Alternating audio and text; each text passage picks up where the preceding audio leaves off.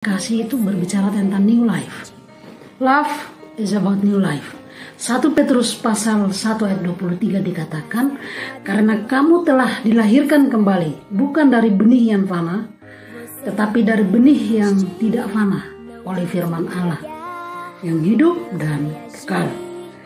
2 Korintus pasal 5 ayat 17 dikatakan, jadi siapa yang ada dalam Kristus, ia adalah ciptaan baru, yang lama sudah berlalu, sungguhnya yang baru sudah datang. Jadi poinnya di sini adalah ketika kematian Kristus dan kebangkitannya. Makanya sering sebelumnya saya berkata, inilah perjanjian baru dimulai ketika Yesus bangkit. Itu perjanjian baru dimulai.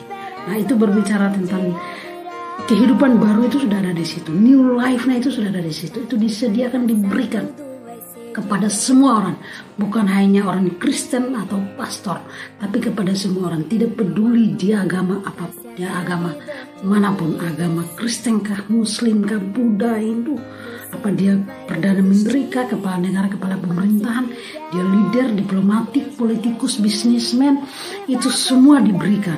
Jadi itu semua disediakan, tergantung setiap orang, respon hati setiap orang untuk menerima atau menolaknya. Jadi itu sudah bagian Tuhan sudah selesai.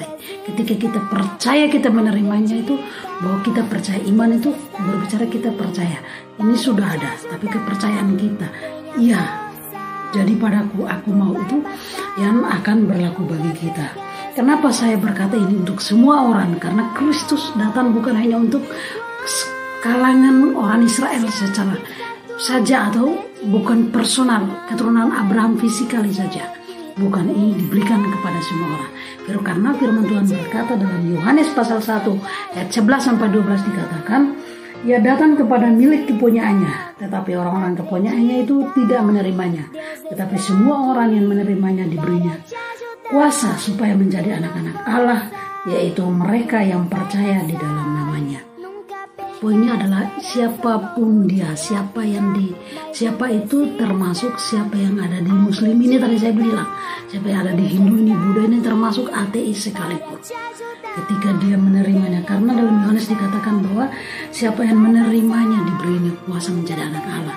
Jadi mungkin sebelumnya dia anak siapa, angel dengan siapa ya, tapi DNA orang tua, karakter orang tua ini ketika dia menerima Kristus, dia percaya, dengan otomatis dia diubahkan pikiran, mindsetnya, karakternya, dipengaruhi influence, dipengaruhi, diberi sesuatu yang baru dari Tuhan. Itu yang berbicara tentang new life. Ini dimulai dari sebuah keputusan, keinginan, tindakan tanpa paksaan oleh siapapun.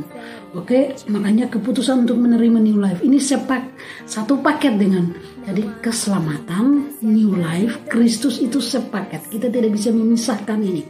Makanya tidak heran meskipun pengikut Kristus, logonya Kristen, logonya Alkitab, karakternya, kehidupannya itu bukan new life.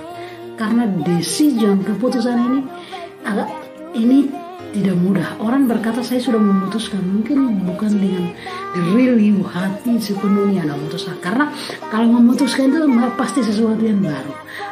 Ada sesuatu yang baru di situ. Mentalitas pemikiran yang baru. Atau mungkin karena firman Tuhan berkata, umatku binasa karena kurang pengetahuan. Mungkin karena kurang pengetahuan. Kurang pengetahuannya mungkin karena tidak mau belajar, atau dalam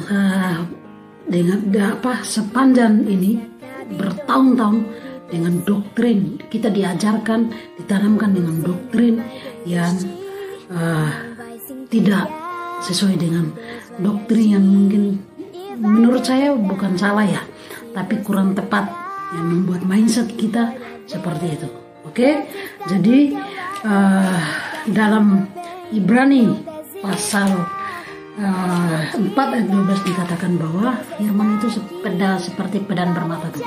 Jadi ini juga untuk saya, ini juga untuk teman-teman yang mendengarkannya. Jadi intinya bahwa new life, keselamatan, Kristus itu satu paket. Jadi itu adalah dari keputusan kita.